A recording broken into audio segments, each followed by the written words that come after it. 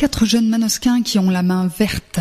Pendant une semaine, Ashras, Ilyes, Ayoub et Sofiane ont réalisé des plantations à la Trinque d'Isnar, gérée par Habitation de Haute-Provence H2P. Cette résidence, comme le pigeonnier Barbéjas à Digne, a bénéficié pendant une semaine d'un chantier particulier encadré par l'association départementale pour la sauvegarde des enfants et des adultes, l'ATSEA 04. L'équipe du service prévention de l'association a sélectionné des jeunes motivés pour cette opération. Ils ont ensuite conçu les aménagements paysagers, nettoyer et bâcher les espaces, placer des rondins de bois et bien sûr planter avec soin plants et arbustes. Une réalisation qui valorise leur travail au vu et au su des habitants qui les connaissent bien, car certains d'entre eux vivent à la Trinque d'Isnar.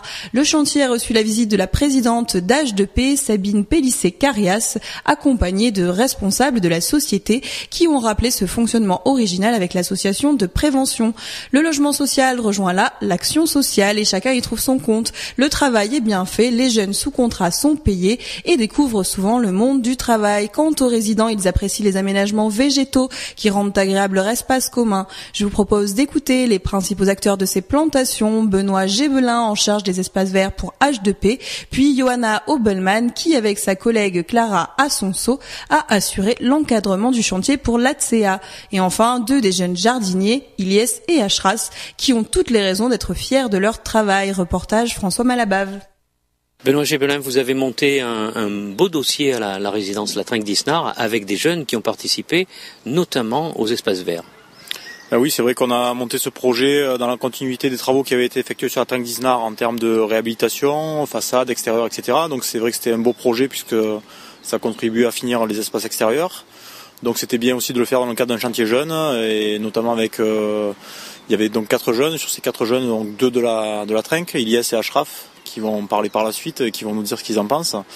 Voilà, c'était un beau projet mené sur ces 4 jours de travaux, donc très bon déroulement, le temps a été avec nous, donc c'est vrai on peut voir aujourd'hui le résultat, les gens sont contents du résultat, c'est vrai que la plupart ont émis leur satisfaction de ces travaux réalisés. On a même eu d'autres demandes pour le bâtiment qui se situe un peu isolé au niveau de la Trinque, donc projet qui verra peut-être un jour, dans le futur, là, dans cette année-là, peut-être finir les projets qu'on a commencé sur la Trinque. C'est pas la première fois que la société travaille avec des habitants des résidences.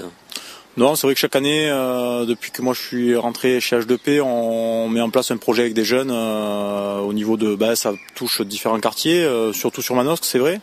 Donc l'année dernière, la Négresse et le Belvédor, cette année la Trinque, et on a eu des projets aussi sur les Serrés.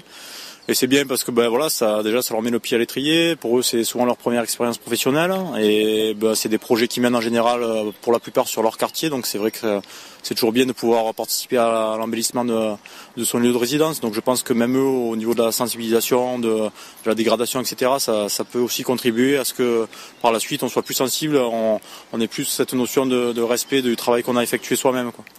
Avec également la Trinque d'Isnar, un changement du sens de circulation et un stationnement numéroté. Voilà, oui, nouveauté des travaux qui ont été réalisés cette année, c'est vrai, donc la reprise de la totalité du parking avec donc des places numérotées, une enrobée qui a été reprise de A à Z. Donc c'est vrai que ça met aussi en valeur un peu tout ce qui a été mis en place en amont. Et changement de sens de circulation aussi, donc simplement une inversion avec une résidentialisation, qui pour l'instant a un petit souci mais qui va être résolu dans très très peu de temps. Et donc les gens aussi sont sensibles à ça. Il y a eu un projet de numérotation, je crois, je m'avance peut-être un petit peu, mais au niveau de la médiation, on a eu des réunions, etc. avec les locataires par rapport à ce projet qui a été mené pour les sensibiliser justement à ces places numérotées, etc., qui avait été plutôt bien accepté, etc. Donc c'est vraiment sur la Trinque un gros travail qui a été mené et voilà, je pense qu'on voit aujourd'hui le résultat, les bâtiments, les façades, les parkings, les espaces extérieurs. Donc c'est vrai que ce bâtiment-là a vraiment changé d'aspect au jour d'aujourd'hui, quoi. Et un travail qui a été réalisé en partenariat avec l'ATSEA. Johanna Obelman, vous avez encadré cette équipe de jeunes, comment ça s'est passé ? Écoutez, ça s'est très bien passé parce que c'était des jeunes motivés qu'on savait intéressés par les chantiers éducatifs avec nous. dans l'idée d'avoir une première expérience professionnelle, comme l'a dit Benoît, d'avoir un petit salaire à la clé et de pouvoir de pouvoir se financer. Pour la plupart, le projet c'était de se financer le permis de conduire. Donc motivés par le travail, par le fait d'embellir leur lieu de vie aussi, parce que comme il vous l'a dit, ils habitent ici, donc voilà, ça motive et du coup avec motivation ça se passe forcément bien, quoi. Quand on met les mains dans le cambouis, c'était le cas ici même pour ces plantations, avec les jeunes, ça change les rapports entre un animateur éducateur et puis des jeunes de quartier?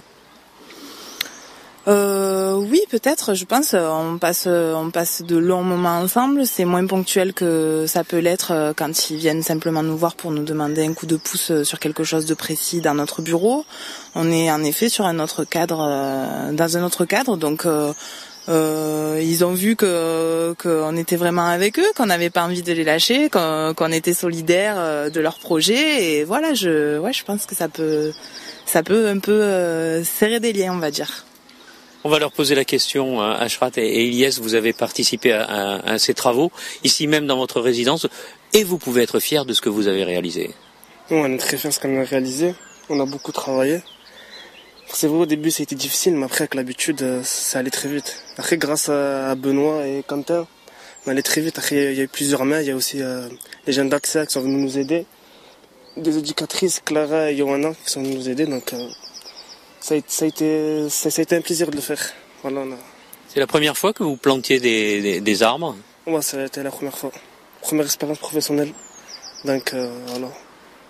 Ilyes, vos réactions aussi? Moi aussi, je suis très fier de ce qu'on a fait. On a bien bossé, et puis dans un esprit d'équipe sain, ça va, c'était bien. On a bossé vite et propre. Même les voisins, ils sont heureux du travail, du résultat. Justement, les voisins, ils vous en ont parlé avant votre chantier de cette expérience? Non, ils nous ont juste, quand ils ont vu le résultat, ils nous ont dit que c'était bien, que ça faisait plus propre, que c'était mieux, et voilà. Ils sont heureux, ils sont contents.